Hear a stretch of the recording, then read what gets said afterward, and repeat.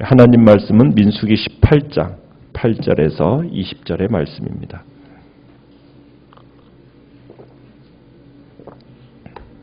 민수기 18장 8절에서 20절까지의 말씀 교독하겠습니다. 여호와께서 또 아론에게 이르시되 보라 내가 내 거제물 곧 이스라엘 자손이 거룩하게 한 모든 헌물을 내가 주관하게 하고 내가 기름 부음을 받았으므로 말미암아 그것을 너와 내 아들들에게 영구한 몫의 음식으로 주노라.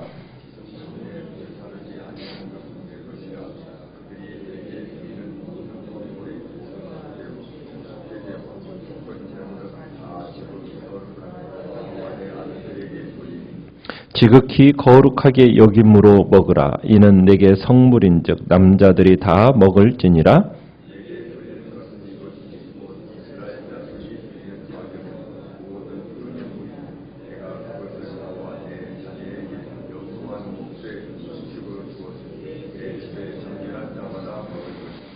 그들이 여호와께 드리는 첫 소산 곧 제일 좋은 기름과 제일 좋은 포도주와 곡식을 내게 주었은즉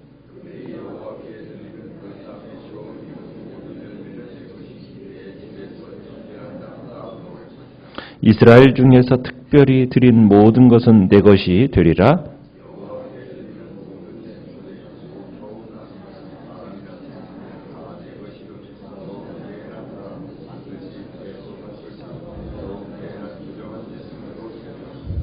그 사람을 대속할 때에는 난지 한 달 이후에 내가 정한 대로 성소의 세겔을 따라 은 5세겔로 대속하라. 한 세겔은 20게라이니라.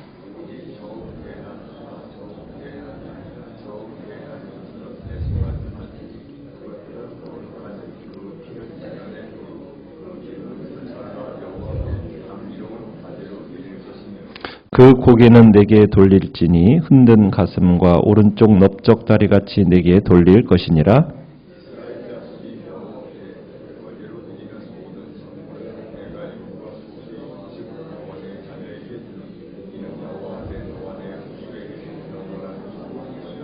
같이 읽습니다.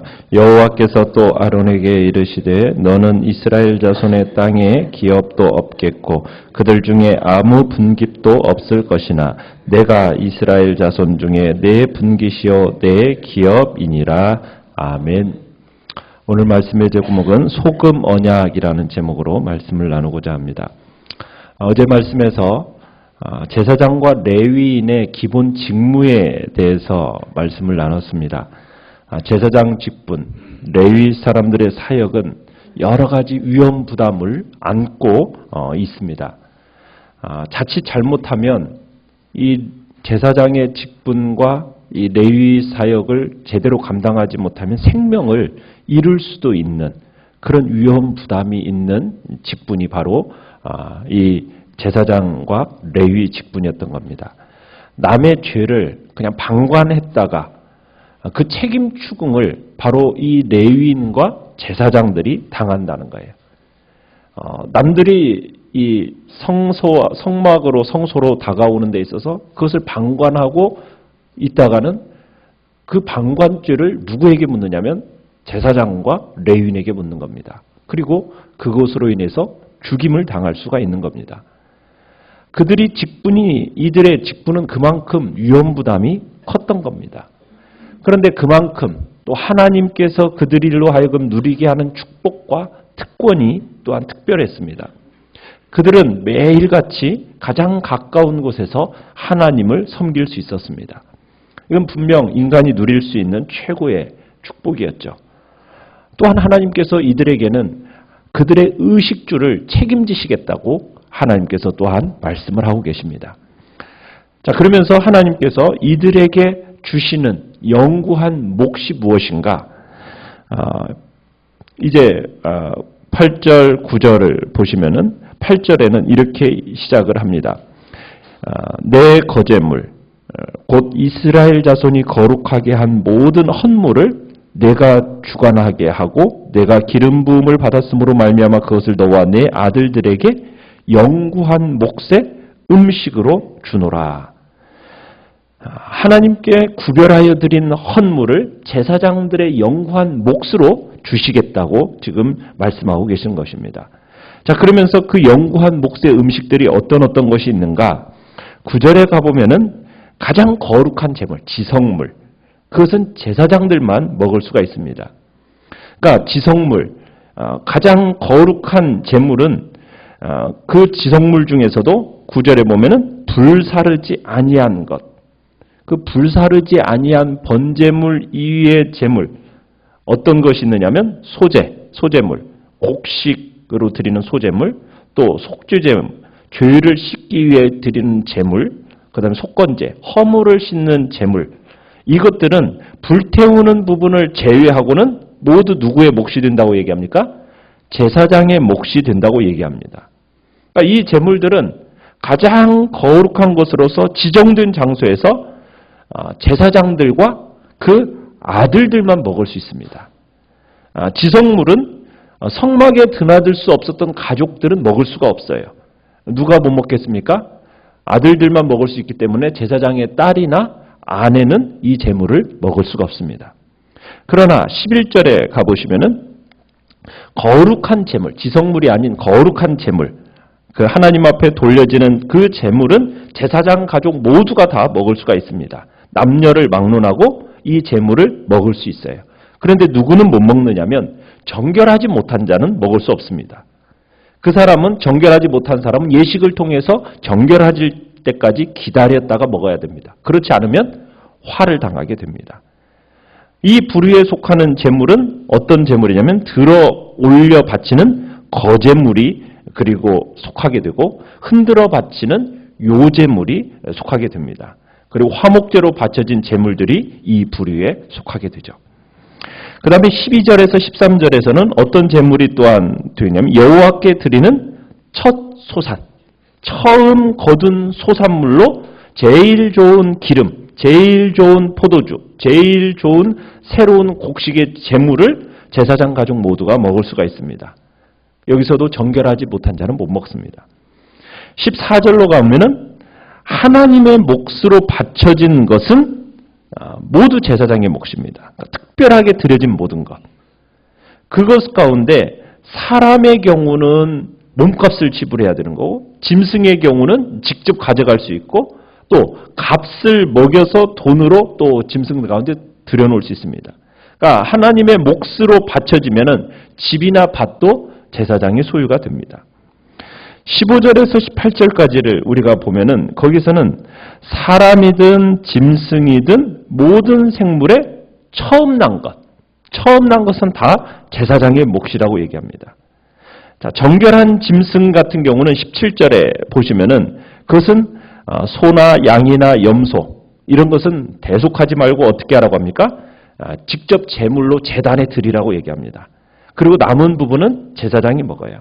그런데 사람이나 부정한 짐승 같은 경우는 제사로 드려줄 수가 없잖아요. 그렇기 때문에 그것은 어떻게 합니까? 대속하라고 얘기합니다. 대속해서 어떻게 사람의 경우는 5세겔을 속전으로 드리고 부정한 짐승의 경우는 값을 먹여서 속전을 받는 것을 대신한다는 얘기입니다. 그런데 사람은 한 달이 지나야 속전을 받을 수 있습니다. 19절로 가보시면은 이스라엘 자손이 하나님께 특별히 구별하여 드리는, 그러니까 거제로 드리는 모든 성물에 의해서는 특별하게 구별하여 드리는 모든 제물은 또 제사장의 몫이 됩니다. 그러면서 지금까지 언급된 모든 제물을 포함해서 그 위에 하나님께 드려진 모든 것은 제사장들의 몫이다. 지금 이렇게 규정을 해놓습니다. 그러면서 이것은 19절에 이렇게 마지막에 이렇게 얘기하죠. 이는 여호와 앞에 너와 내 후손에게 영원한 무슨 언약이라? 소금 언약이라. 자, 왜 이 언약을 소금 언약이라고 했을까요? 고대 근동에서는 쌍방이 계약을 체결하잖아요. 그럼 함께 음식을 먹으면서 그 계약을 비준했다고 합니다. 그런데 이 예식에서 가장 중요한 부분이 뭐냐면 함께 소금을 나누는 일이었다고 그래요. 소금을 나눈 사람은 서로 간에 동일한 책임과 의무로 함께 묶이게 된다는 거예요.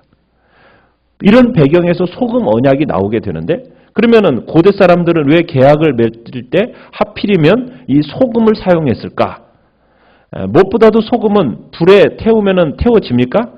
태울 수 없고요. 세월이 지나도 그 맛이 변질되지 않기 때문에 소금을 사용했다고 합니다. 그래서 하나님과 주의 백성들 사이에 맺어진 언약을 가리켜서 무슨 언약이다? 소금 언약이다. 이것은 하나님이 이것이 영원한 언약이다라는 것을 강조하시고 변하지 않는 보존과 불변의 상징인 이 소금을 통해서 소금 언약이라고 얘기하시는 거예요. 그러니까 하나님은 거룩하신 하나님으로서 참으로 거짓말을 하실 수가 없어요. 하나님은 그 입에서 내신 일체의 약속에 대해서 모두가 참입니다. 우리가 신뢰할 만한 분인 거예요. 이 세상의 모든 것은 다 변해도 변함이 없으신 분이 바로 하나님이시고 그분의 입에서 나온 약속은 우리가 신뢰할 만한 것이다라는 것을 얘기하는 겁니다. 사람이 신뢰할 수 없을 때가 얼마나 많습니까? 그러나 하나님은 언제나 신실하시고 언제나 신용이 가능하며 그리고 신뢰할 만한 분이라는 것. 하나님은 자신의 언약에 대해서 언제나 신실하시다는 것. 끝까지 책임지시고 그 약속에 대해서 먼저 파기하는 법이 없으시다라는 것.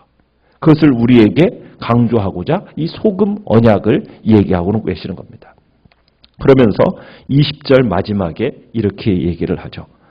여호와께서 또 아론에게 이르시되 너는 이스라엘 자손의 땅에 뭐가 없다? 기업이 없다. 아무 분깃도 없다.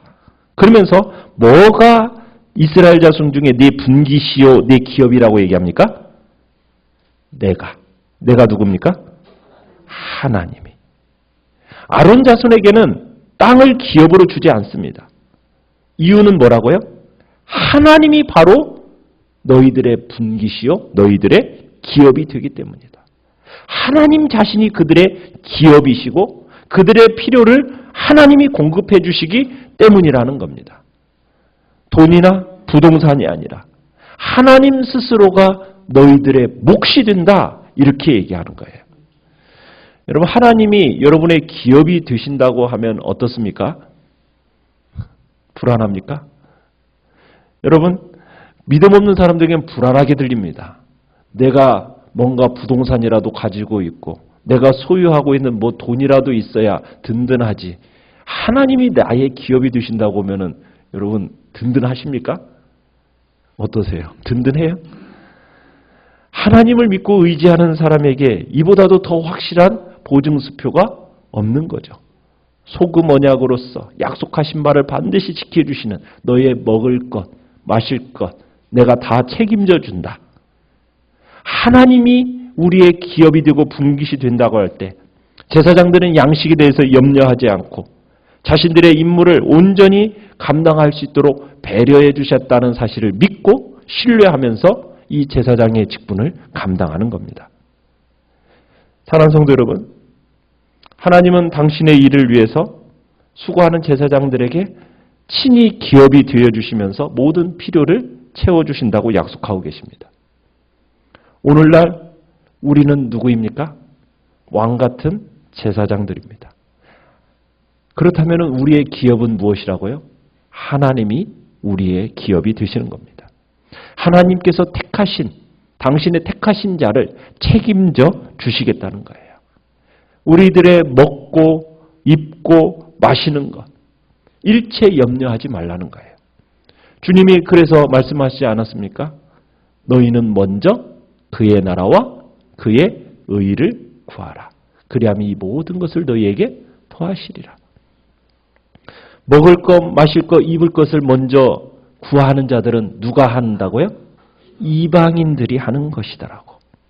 그러니까 하나님께서 아론의 자손의 제사장들의 필요를 채워주시는 것 같이 그리스도 안에서 제사장된 우리를 필요한 모든 것 채워주신다는 거예요.